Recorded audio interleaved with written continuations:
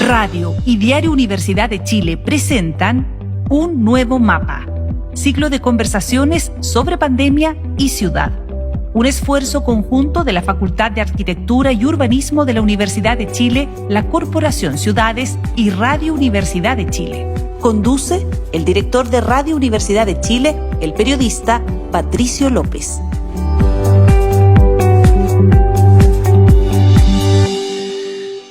¿Cómo están?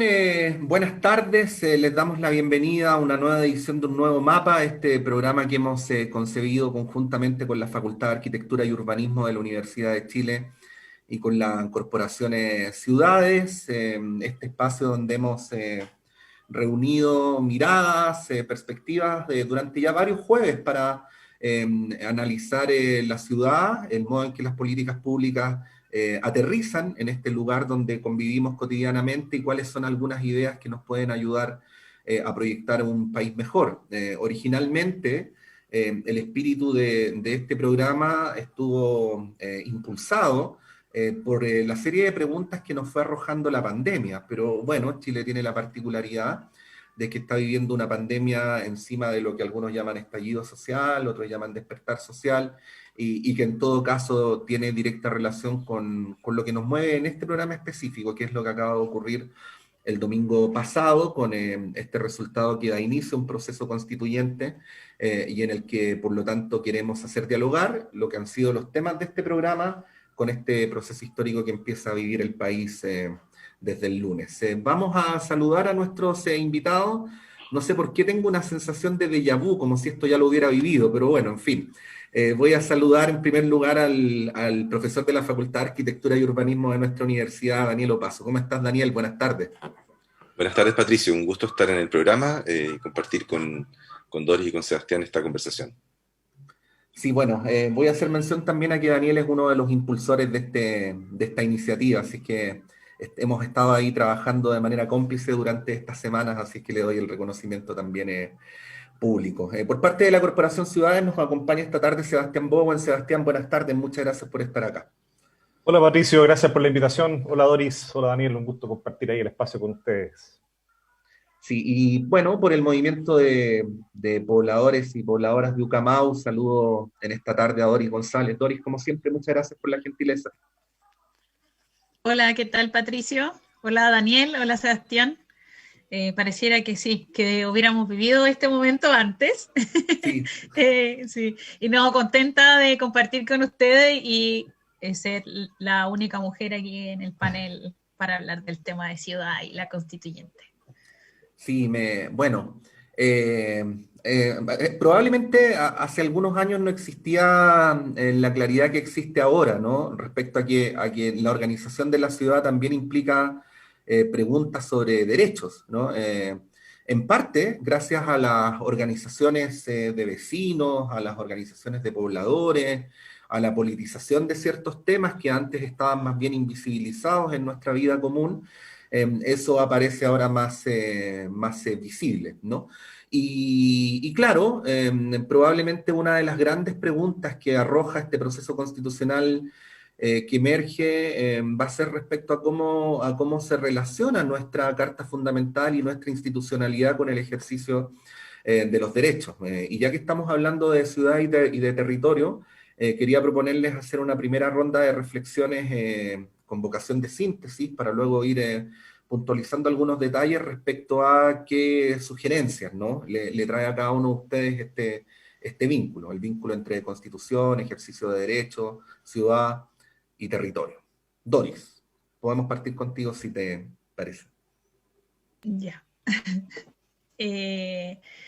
Mira, yo creo que es un tema que se ha venido conversando durante los últimos meses y a partir del 18 de octubre del año 2019 como que cobra mucha relevancia una situación que se había mantenido bastante invisibilizada y en silencio, que es digamos, los barrios, las poblaciones, el territorio, que no tenía una expresión en lo político, no tenía un canal de comunicación tampoco con el resto de la ciudadanía, era un tema bien complejo, y que en muchos de los casos, y particularmente nosotras como Camau, lo hacíamos visible cada vez que aparecíamos cortando la Alameda a primeras horas de la mañana, y que decíamos, aquí estamos, existimos, y existe un conflicto respecto de cómo se concibe la ciudad, no solo el tema de vivienda, sino que cómo se construye territorio, cómo se va desarrollando la ciudad.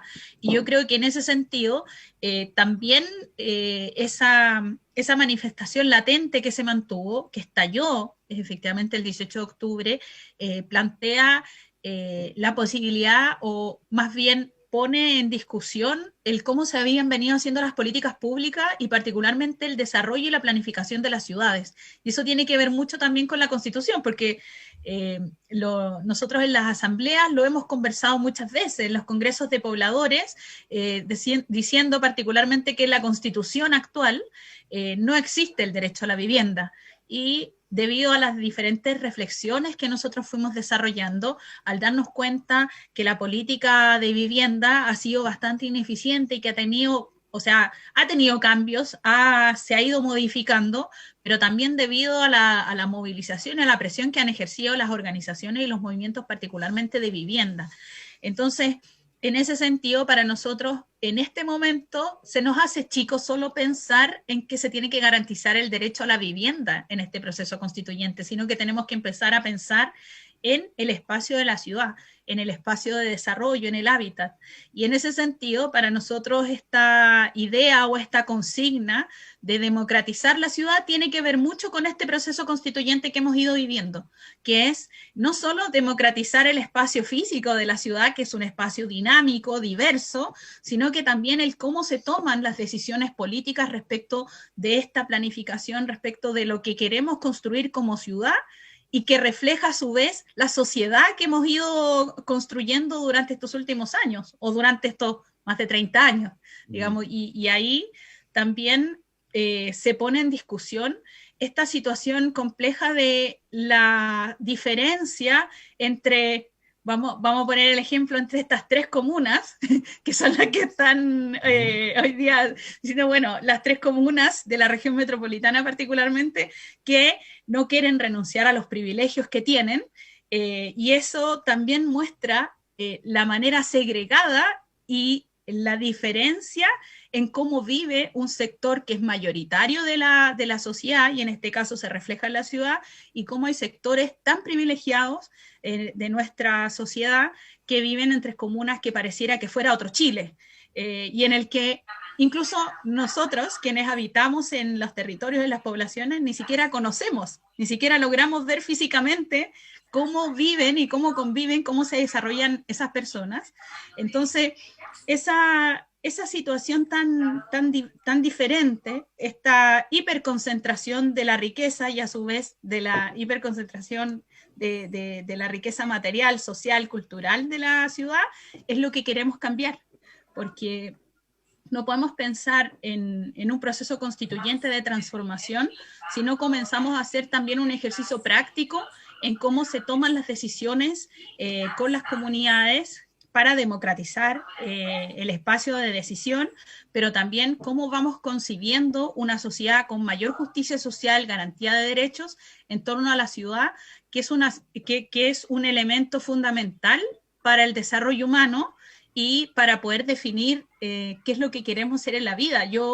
Y en esto quizás voy a ser personalista y me estoy extendiendo mucho en la reflexión, pero yo me siento privilegiada desde el sector donde vengo, la comuna de Estación Central, de la población Santiago, nieta de los Nogales, y logré llegar a la academia. De hecho, bueno, el Daniel me ha hecho clase ahí en la Facultad de Arquitectura, en el Magíster, pero no todos hemos tenido las mismas oportunidades. No todos podemos llegar, ni optar, ni decir, yo quiero esto en la vida. El lugar donde vivimos, donde habitamos, nos condiciona también para poder tomar decisiones para nuestro futuro. Y eso tiene mucho que ver con esta idea de la democratización de la ciudad. Por supuesto que sí. y ese camino es el que queremos nosotros enfrentar en este proceso constituyente, trabajar y seguir profundizando también en los niveles de organización desde el territorio y que efectivamente eso tenga un vínculo, que sea vinculante en el momento de tomar decisiones respecto de lo que estamos viviendo como país. Muchas gracias, Doris. Daniel. Gracias.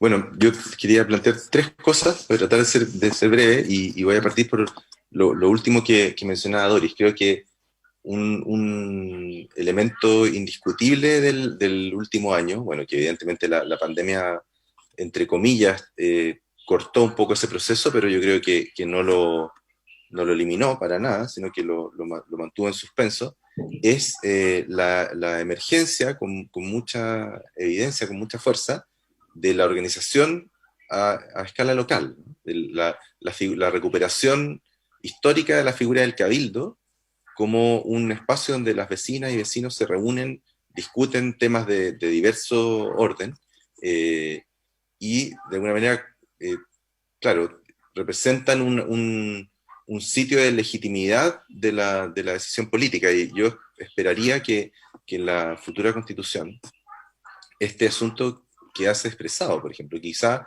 esto yo lo estoy justo ahora discutiendo con mis estudiantes, con algunos colegas, de que quizá el cabildo es una figura que llegó para quedarse, ¿no? Que quizá va a persistir como figura de organización política, pero también quizá como un lugar físico, ¿no? Y habrá que inventar, por lo tanto, una arquitectura para eso.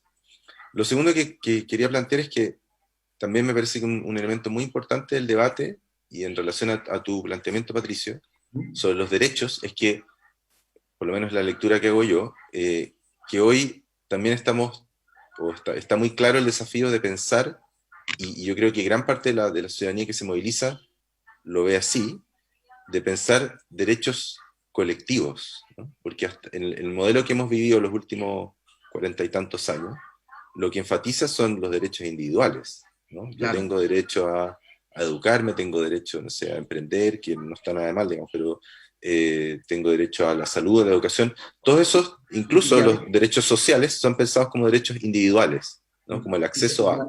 Y que a veces culturalmente se disfrazan una forma de mezquindad, ¿no? Porque es una pulsión subjetiva a preocuparme por mí y por mis exigencias, lo cual es completamente legítimo, pero muchas veces nos pasa en la vida en común que eso a veces implica olvidarse de los del resto, ¿no?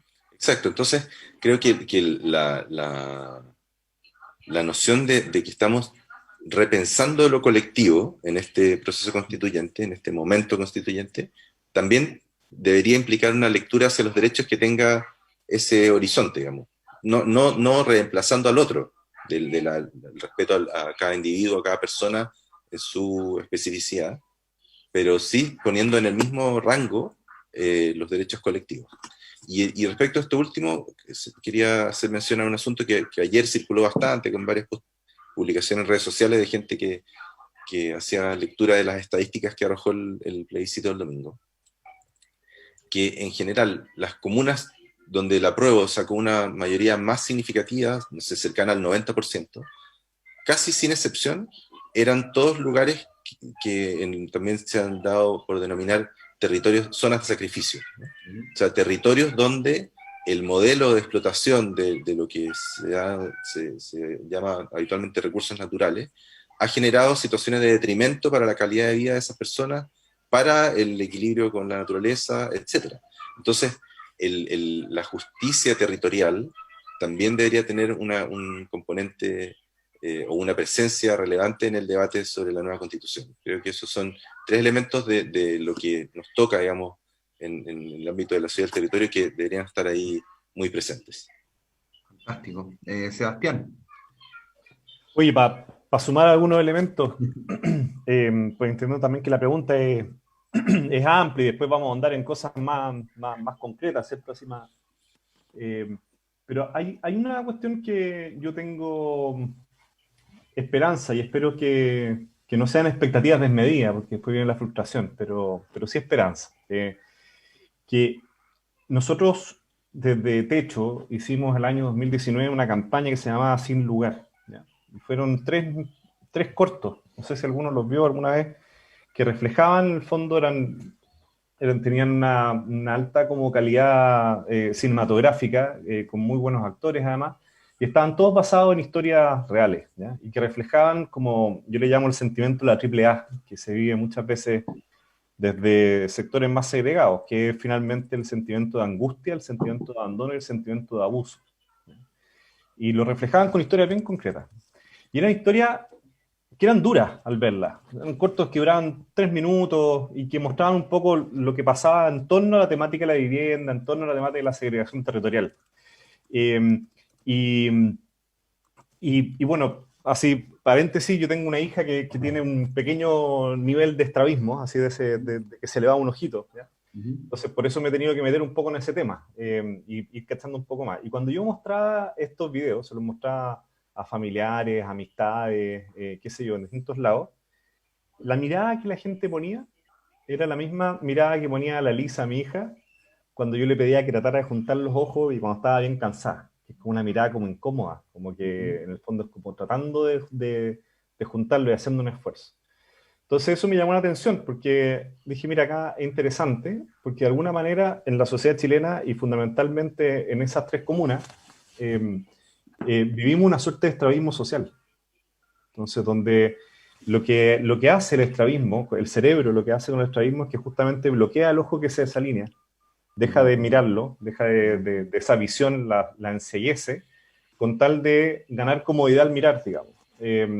Y esa es una estrategia adaptativa que hace el cerebro. Bueno, una estrategia adaptativa que hemos hecho en Chile es que los principales tomadores de decisión, ¿cierto?, los principales temas en la agenda, bloquean una realidad que es incómoda, que te hace, por lo tanto, vivir una cuestión un poco más cómoda, pero te hace perder la profundidad de mirar con los 2 ojos. Y yo creo que eso un poco nos ha pasado. Y cuando uno está, cuando me ha tocado conversar con dirigentes, y probablemente a ustedes también, la sensación que más se me viene a la cabeza es la sensación de abandono, de una desconfianza brutal, de que en verdad acá estamos solos, y prácticamente sin apoyo de unas instituciones que apoyan a otros, digamos, que apoyan a los que siempre han apoyado. Por eso está la sensación de abuso también muy fuerte. Mi gran anhelo es que con el proceso constituyente surja un punto de inflexión en el vínculo entre las instituciones y los territorios. Y que ese abandono que se percibe empiece a cambiar. ¿Y cómo tiene que cambiar? No acercando a la gente necesariamente a las instituciones, es al revés. Acercando a las instituciones, a las dinámicas, a las realidades, a las urgencias, a esas angustias que percibe la gran mayoría de la población. Entonces, yo creo que el proceso constituyente nos puede dar, de alguna manera, esa oportunidad. Y pocas cosas se refleja con mayor fuerza ese abandono, esa segregación, que en el aspecto territorial, que en las ciudades, digamos, en esos mapas que se replican por todas las dimensiones habidas y por haber, que es el mapa que vimos el domingo, que se replica en el plano educacional, en el plano de salud, en el plano de áreas verdes, en el plano del tamaño de las viviendas y de consumo de agua potable. Entonces, y en la esperanza de vida, sin ir más lejos. Por lo tanto, eso es lo que yo veo, es el vínculo, empezar a reconstruir instituciones que estén más apegadas a la ciudadanía. Bueno, han planteado una gran cantidad de temas, ¿ah? Yo quiero continuar con uno específicamente al que hacía alusión Doris, que es esta concentración de la mayoría por el rechazo en 3 comunas, ¿no? Y lo que quiero decir al principio de la formulación de la pregunta es que no estoy haciendo ningún juicio de valor sobre votar rechazo, que es tan legítimo como votar apruebo, ¿no? Simplemente hago mención a que hay una experiencia vital concentrada en 3 comunas que parece muy sustantivamente distinta a la experiencia vital del resto del país y, bueno, para decirlo más acotadamente, al resto de la ciudad. Hay imágenes que me han hecho pensar en las últimas horas y que yo tenía la intención de traerlas ahora al programa, ¿no? Por ejemplo, alguien en redes sociales publicaba el mapa y decía, los tenemos rodeados, ¿no? Luego, una entrevista que le hicimos durante la semana a Benito Baranda, quien decía que esta constitución solo daba pretensión de derechos a quienes tenían poder, ¿no? Y luego ha sido un aterrizaje de cómo además ese poder estaba territorialmente concentrado, ¿no?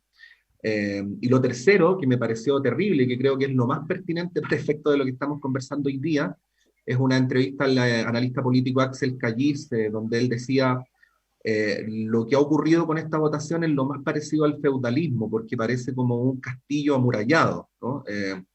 Y cuando dijo castillo amurallado, yo dije, eso lo voy a traer aquí al programa porque me imagino que un castillo amurallado es todo lo contrario de una ciudad, ¿no? Entonces, ¿cómo revertimos eso? Así, es una pregunta bien concreta. ¿Cómo revertimos eso? Porque lo ideal sería que hubiera un país donde los votos apruebo y los votos rechazos estuvieran mucho mejor distribuidos territorialmente. Me imagino que entienden a qué me refiero, ¿no? Daniel. A ver, bueno, hay ejemplos, digamos, incluso en esas tres comunas que, claro, no son socialmente tan homogéneas. No sé, por ejemplo, Lo Barnechea tiene también, digamos, poblaciones, tiene sectores quizás más tradicionales, el llamado pueblo de Lo Barnechea. En Las Condes también hay poblaciones, no sé, en Colón, arriba, etc. Pero si otro ejemplo histórico que valdría la pena tomar en cuenta, en función de generar comunas más diversas, es el ahora triste, en su momento fantástico ejemplo, hoy triste ejemplo de la Villa San Luis, ¿no? En el fondo un propósito de aprovechar un terreno que era público para edificar un conjunto de viviendas donde, que permitiese, digamos, que esas personas pudiesen acceder a un sector de la ciudad que ya en ese entonces tenía buen acceso a servicios, buen acceso a empleo, conectividad, etc.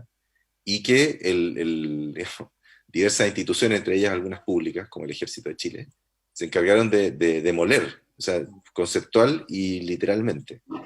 De alguna manera, no sé, todos hemos visto la oposición pública que ha encontrado las iniciativas del alcalde Lavín de aprovechar algunos terrenos municipales para edificar vivienda, que además beneficiaría solo a vecinos de Las Condes. O sea, hay una cuestión, como que uno podría decir, que araña un poco la superficie y debajo encuentra niveles de clasismo muy fuertes, digamos, o sea, y son muy evidentes. Yo creo que a ver, también he visto, a propósito de tu referencia al gráfico y los tenemos rodeados, ha habido, no sé, publicaciones en los últimos años que dicen, si uno le saca esas tres comunas al país, el nivel de equidad, o más bien todo el resto de la población tiene un nivel de ingresos mucho más parejo, como que cambia esa... Cambia sustantivamente. Exactamente. Bueno, no se trata evidentemente que las personas que viven en esas tres comunas se escindan de la sociedad, sino que, claro, el marco constitucional, volviendo al tema que nos convocaba en parte al principio, defina mecanismos para que estos niveles de concentración de la riqueza sean contrarrestados por mecanismos, digamos, de acción del Estado, que el Estado se rija en su accionar por principios redistributivos, y eso eventualmente involucre también la posibilidad de intervenir en sectores de la ciudad y generar mayor diversidad social. En el fondo, como ustedes decían, como también lo que plantea Sebastián respecto a esta incapacidad de ver, o la pulsión más bien, o por no ver, la opción por no ver. Pero eso es inconstitucional. Ahora, yo sé que no hay nada de peor gusto para el sentido común imperante que citar a Venezuela, pero a mí me tocó ver en Caracas alguna vez, perdón, no sé dónde se cruzó un... No, me tocó ver en Caracas, por ejemplo, esta política de construir edificios estatales en la mitad de barrios acomodados y entregárselos a personas de los sectores populares. Yo no quiero juzgar esa política pública específica de complejidades, pero pregunto, ¿eso no se podría hacer ahora? ¿No podría, por ejemplo, el Estado tomar iniciativas adquiriendo terrenos en Las Condes? Claro, o sea, efectivamente eso se podría hacer. Evidente, lo que no está en nuestro marco legal es unas disposiciones que le permitan al Estado fijar el precio del suelo, porque si yo soy, no sé, ministro de Vivienda y Urbanismo, y quisiera intervenir con vivienda pública, o en realidad en el marco actual vivienda subsidiada, tendría que, para comprar suelo en Vitacura, tendría que comprarlo a precio de mercado. Y eso evidentemente en términos de la gestión de los recursos públicos no es muy pertinente. En general en Santiago y en las ciudades de nuestro país, el Estado cuenta con muy poco suelo. Esto fue un gran problema, y perdón que me extienda en un ejemplo, cuando se implementó la política de la presidenta Bachelet en su segundo periodo de los jardines infantiles y salas cunas. Hicieron el anuncio, vamos a construir no sé cuántos miles de salas, todo excelente, muy bien, tenía un equipo técnico muy capacitado para hacer el diseño, pero no tenían suelo, y cuando salieron a buscar, ya los especuladores de suelo habían acusado recibo y habían obviamente aumentado el precio de los terrenos disponibles para edificar ese tipo de equipamiento. Entonces, hay evidentemente un cambio que hacer ahí, que podría estar o no en la Constitución, o quizá en una ley de un rango menor, pero que le permite al Estado fijar el precio del suelo. Y a eso también me refería en sentido de los derechos colectivos. O sea, ¿qué va a primar, ¿no? El derecho a que tengamos, o más bien el sentido de tener una sociedad socialmente integrada, o el derecho de un particular a rentar con la venta de un terreno. Ahí yo creo que ahí va a haber, digamos, puntos como ese donde no puedes tomar las dos opciones. Y la Carta Fundamental va a tener que hacer primar el bien común, creo yo. Sebastián. Sí, mira, tres cosas respecto a lo que estáis mencionando. La primera cuestión que me parece súper interesante analizar es que esas tres comunas, 5, en realidad si sumamos, ¿cierto?, con mayor porcentaje el caso de Providencia y La Reina, finalmente no son 5 comunas que estaban por el rechazo. A mí lo que me parece más interesante es que eran 5 comunas que estaban polarizadas. Es decir, que hubo un gran porcentaje de rechazo y un gran porcentaje de apruebo. En algunas ganando el apruebo, en otras ganando el rechazo. Y eso, ¿por qué lo digo? Porque finalmente lo que te demuestra el mismo, y lo engancho con lo anterior que estábamos diciendo, es esta idea de que pareciera como que todo gira en torno a esas comunas, porque la idea que teníamos todo era que Chile estaba polarizado, y era porque en verdad la polarización se encontraba súper territorializada en esos lugares. El resto del 99% del país la tenía clarita, en términos generales. Entonces, eso es un primer elemento. Lo segundo es que si hubiera que escoger, a mi juicio, una gran batalla que dar, en línea con lo que estaba hablando, es, a mi juicio, la segregación. Esa cuestión se nos mete por los poros en Chile. Han surgido políticas públicas para combatir la segregación y que, sin embargo, segregan. Pero es bien loco. O sea, lo que ha sucedido, por ejemplo, y en esto probablemente la DORI se maneje mucho mejor, lo que ha sucedido con los DS-19, los llamados proyectos de integración social. Esos proyectos de integración social en su gran mayoría no alojan población que está en el 10% más vulnerable del país, digamos. Tienen también sus mecanismos para poder seleccionar. Y así ha sido hasta este año, el año pasado, en que finalmente la selección venía por parte fundamentalmente de la inmobiliaria. ¿Qué es lo que va a hacer la inmobiliaria? Una cuestión natural que haríamos cualquiera en ese lugar, es escoger la población que es menos riesgosa. Y la población vulnerable, el concepto de vulnerabilidad es riesgo. Entonces hay una política pública diseñada para combatir la segregación social, sin embargo, segrega. Y así ha pasado con miles de cuestiones. Entonces, en Chile hay algo que un académico gringo que escribió el libro El color de la ley. No sé si lo han podido en el fondo acceder, Daniel, que cuenta la historia básicamente del Estado en los Estados Unidos, cómo ha tenido una política de Estado segregacionista entre blanco y negro.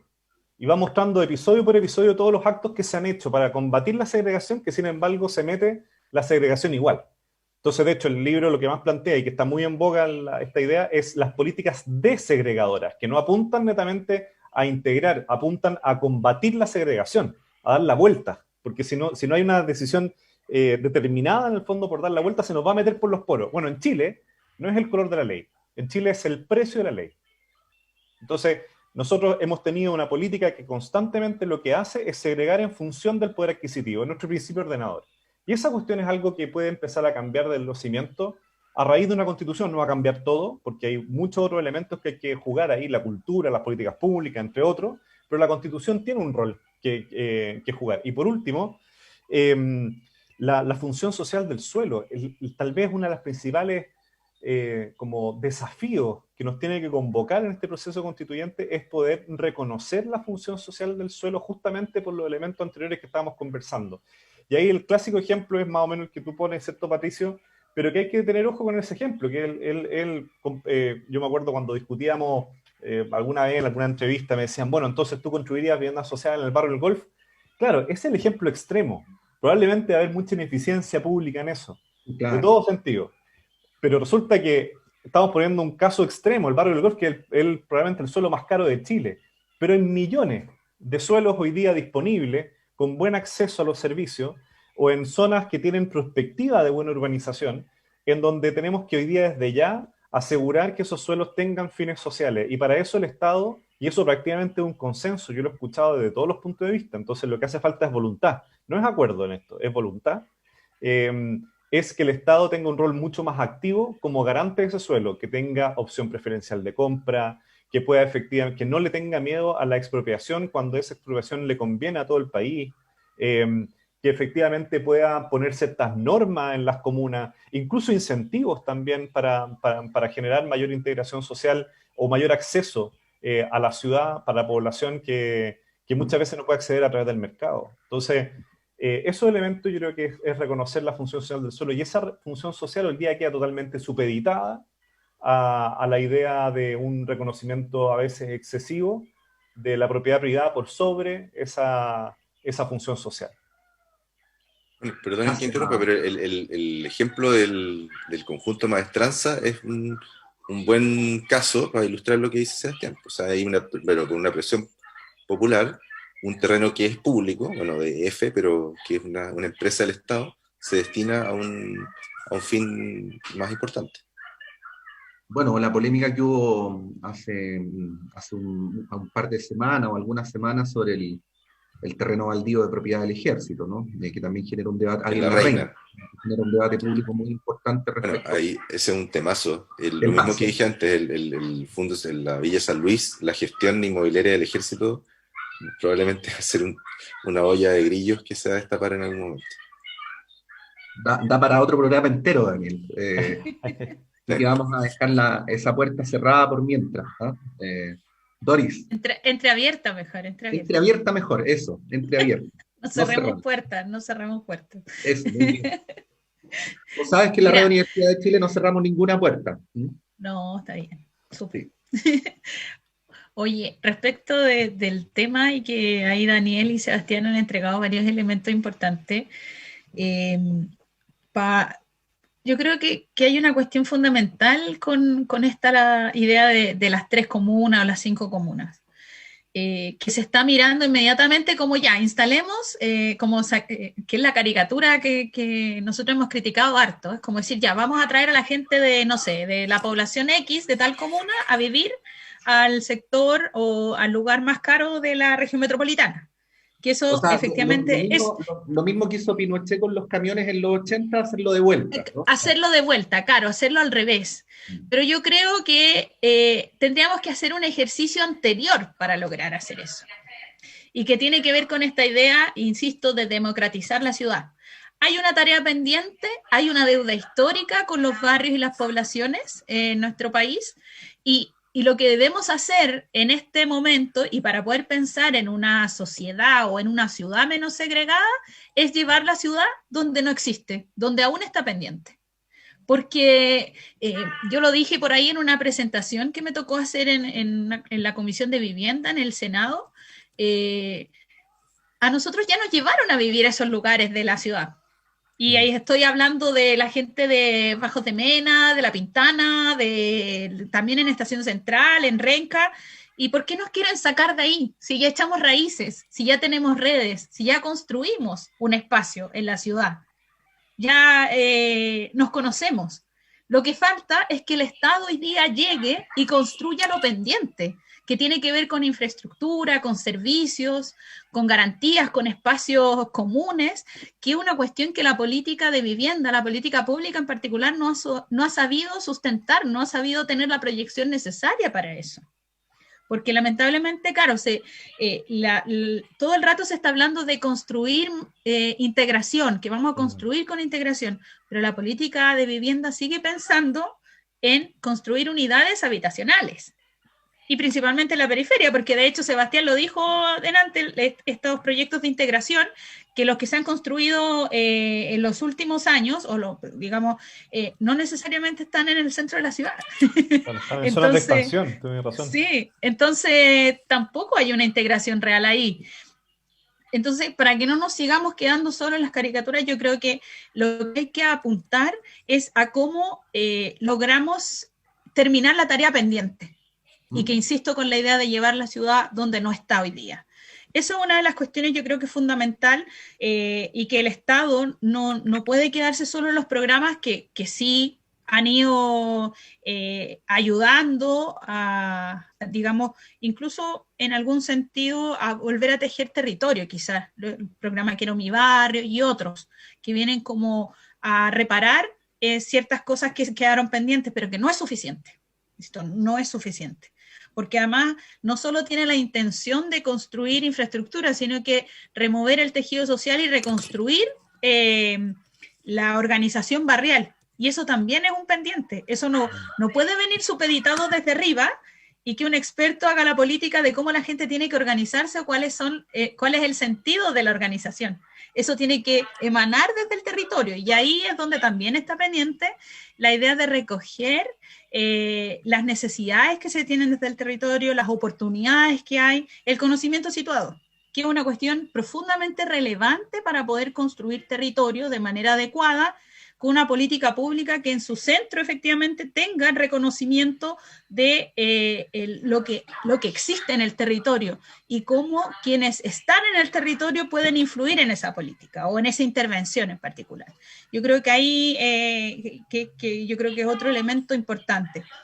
Ahora hay una cuestión que yo creo que también va de la mano un poco con lo que hicimos en Maestranza, que tiene que ver con la función social del suelo, que tiene que ser una discusión en este proceso constituyente.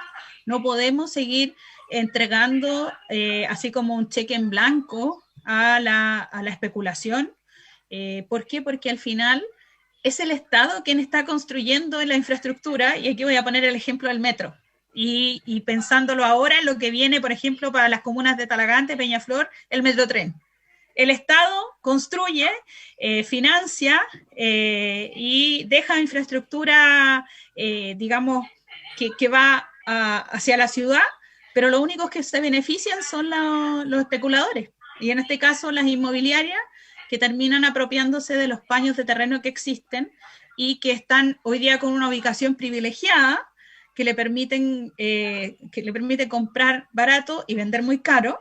Y el Estado no hace nada. Es como dice, nosotros no podemos hacer nada porque en realidad los privados, y ahí efectivamente el Estado tiene que tener una mayor capacidad, y en eso insistir en el banco de suelo, que es una propuesta que vienen levantando no solo las organizaciones de pobladores, sino que también distintas organizaciones e instituciones que dicen, bueno, el Estado tiene que garantizar de alguna manera eso. ¿Cómo lo hacemos? Bueno, hoy día podemos dar esa discusión y podemos efectivamente entregar elementos importantes para las garantías que vienen, no solo pensando en el largo plazo, sino que en el corto plazo también, porque no podemos esperar que todo lo resuelva la Constitución, sino que tenemos que ir avanzando en algunos hitos, y en eso yo creo que igual el Estado hoy día tiene elementos o tiene herramientas para poder resolverlo de alguna forma. Y claro, y cuando uno menciona la palabra expropiación, es como todos se erizan y dicen, si no estamos en la Unidad Popular, que fue de hecho la respuesta que nos dio un director de Servio hace hartos años atrás, cuando llegamos con la propuesta del barrio Maestranza, dijimos, pero la solución es expropiar, y nos dijo, oye, si no estamos en la Unidad Popular, ¿qué se creen? Entonces, pero cuando es por un bien común, pucha que sirve, pucha que se vuelve interesante. O sea, el barrio Maestranza, cuando se plantea la idea de revitalizar un paño abandonado desde los años 90 para construir ciudad, para construir vivienda social, además en el centro de la ciudad bien ubicada, al final todos nos decían, chuta, ustedes están locos, eso no se va a lograr nunca. Bueno, este proyecto se entrega ahora esta semana, después de sortear un sinfín de cuestiones que nos han hecho pelear constantemente con la institucionalidad, que nos ha hecho salir varias veces en las noticias y todas esas cosas, pero que también muestra que sí hay herramientas que hoy día el Estado tiene para resolver ciertas cuestiones que tienen que ver con la planificación de la ciudad, con construir de manera adecuada, y que también están los recursos necesarios para hacerlo. Lo que yo creo que falta en este momento, y lo que ha faltado en este tiempo, es voluntad política también.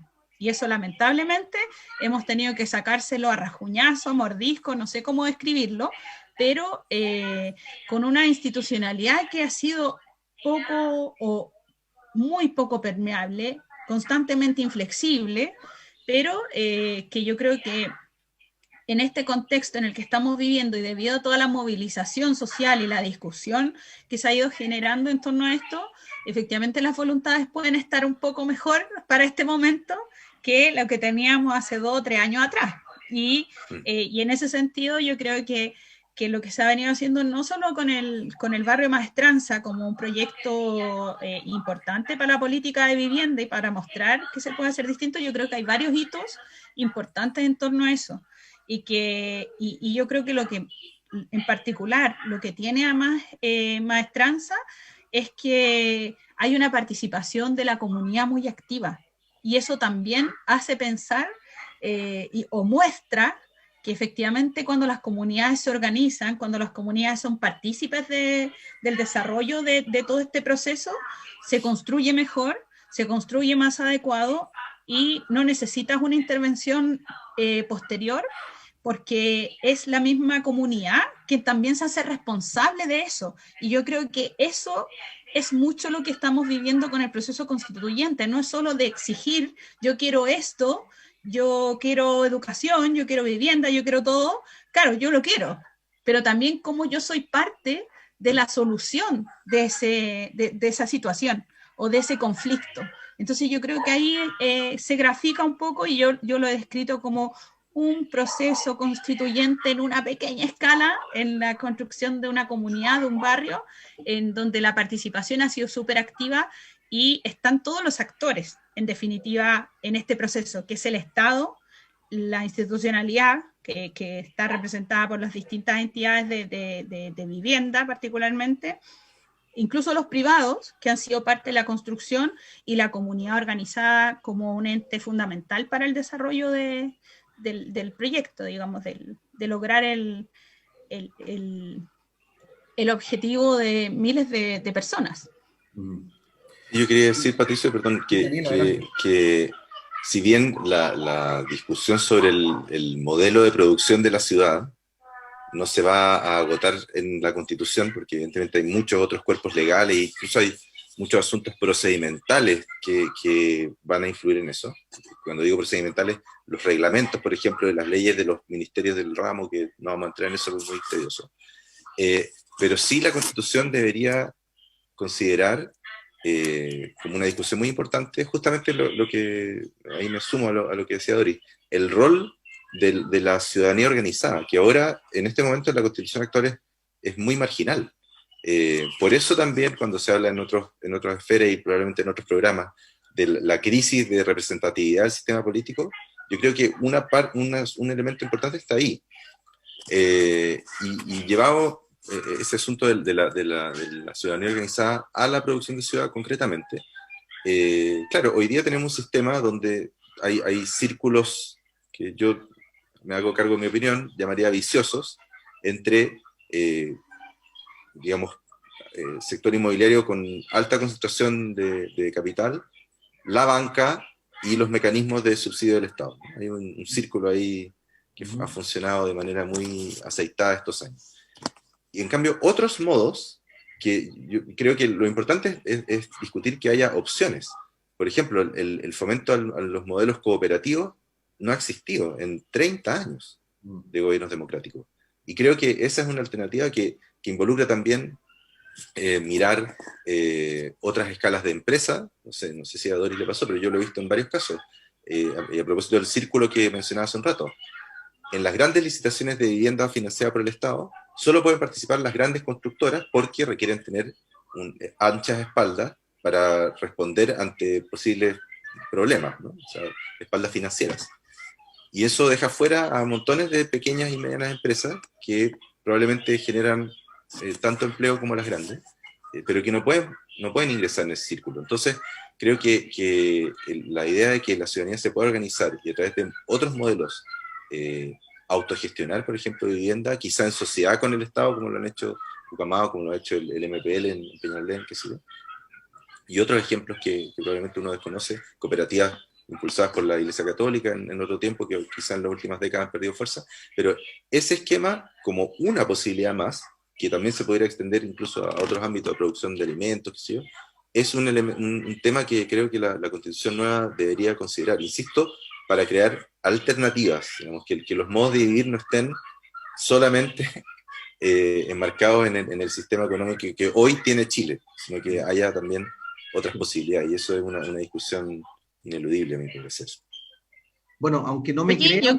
yo quería decir una cosita respecto a lo que decía Daniel. Un minuto, ¿Sí? por favor. Ya. Disculpa lo autoritario, pero bueno. Pero no, está bien. No, que yo creo que en este momento que estamos viviendo se permite pensar en que las políticas pueden ser mucho más flexibles y sobre todo la política de vivienda y el desarrollo del hábitat tiene que ser más adecuado a los tiempos que estamos viviendo y no seguir con esta norma tan inflexible que ha permitido construir cuestiones que después ni siquiera pasan 5 años y tenemos que estar demoliendo porque no se pensó en la calidad de vida, no se pensó en la comunidad. Y yo creo que ahí se vuelve fundamental la posibilidad de que las comunidades participen y en particular, por ejemplo, nosotros levantamos una propuesta que es de la Empresa Nacional de Construcción e Insumos para la Construcción, que lo tenemos como proyecto de ley desarrollado, pero que no lo podemos ni siquiera presentar porque las iniciativas populares no existen tampoco en la Constitución, pues, sino que tiene que ser solo venida desde el Ejecutivo quien pueda como avalar esta propuesta, pero no se reconoce hoy día en definitiva la participación de las comunidades organizadas, del territorio.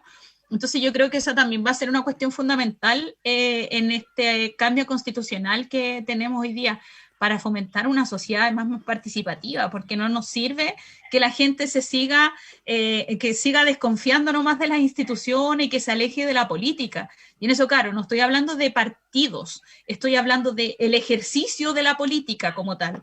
Entonces, la necesidad de volver a politizar a la gente, de que haya una mayor confianza respecto de lo que se está haciendo como sociedad, como país y las decisiones, va a ser fundamental en esto, en este proceso que estamos viviendo o que se abre una posibilidad para cambiar la idea de desafección de la política que hemos lamentado durante tanto tiempo también. Sí, pues bueno, lo que les iba a decir, que aunque no me crean, el tiempo pasó volando y la hora de conversación pasó volando. A quienes nos están viendo en Facebook y a nuestros panelistas les pregunto si saben lo que es esto. Un destacador. Un destacador. ¿Sí? Bueno, esto es lo último que les voy a pedir, que les voy a pasar a cada uno de ustedes el destacador y simplemente tienen que subrayar en 1 o 2 líneas lo que respecto al tema que hemos conversado hoy debería decir la nueva Constitución. Sebastián. Lo que debiera decir es, yo creo que lo que hablábamos, o sea, la importancia de que de reconocer, ¿cierto?, que nosotros tenemos que vivir una sociedad más igualitaria e integrada, y ambas se suponen, y para eso la función social del suelo es sumamente relevante. Gracias, Sebastián. Doris González, de Munao. Mira, yo insisto con la idea de la participación de las comunidades del territorio, O sea, en la nueva Constitución tenemos que garantizar el ejercicio vinculante de las comunidades desde el territorio para la toma de decisiones políticas, porque define nuestro futuro. Y yo creo y estoy segura que va a ser la única garantía posible para que Chile pueda tomar las mejores decisiones para su futuro. Y eso es de la mano del pueblo, de la gente, de la ciudadanía. De otra manera, podemos volver a cometer los mismos errores que veníamos cometiendo hace mucho rato. Y hoy día eso puede ser distinto. Gracias, Doris. Daniel Opaso. También, creo que lo que debería decir la Constitución es que la ciudadanía es soberana y el Estado, como estructura que representa a la nación, tiene como objetivo primero y supremo la búsqueda del bien común. Bueno, hemos llegado al final de esta nueva edición de Un Nuevo Mapa, programa conjunto de la Facultad de Arquitectura y Urbanismo de la Universidad de Chile, de la Corporación Ciudades y de Radio Universidad de Chile. Agradecer a nuestros invitados el día de hoy. Doris González, muchas gracias por haber venido virtualmente, pero realmente, ¿no?, a este programa. No, gracias a ustedes por la invitación y bueno, y un placer haber compartido el panel con ustedes, chiquillos. Sebastián Bowen de la Corporación Ciudades, muchas gracias, Sebastián. Gracias a ustedes por la invitación. Y a Daniel Opaso de la Facultad de Arquitectura y Urbanismo de nuestra universidad. Gracias, Daniel. No, gracias a ti, Patricio, y a Doris y Sebastián por la muy interesante conversación. Bueno, y a quienes nos están viendo y escuchando, sigan en nuestra sintonía. Inmediatamente viene el noticiario de las 13 horas de la segunda edición de Radio Análisis. Que estén muy bien. Radio y Diario Universidad de Chile presentó Un Nuevo Mapa, ciclo de conversaciones sobre pandemia y ciudad. Un esfuerzo conjunto de la Facultad de Arquitectura y Urbanismo de la Universidad de Chile, Corporación Ciudades y Radio Universidad de Chile.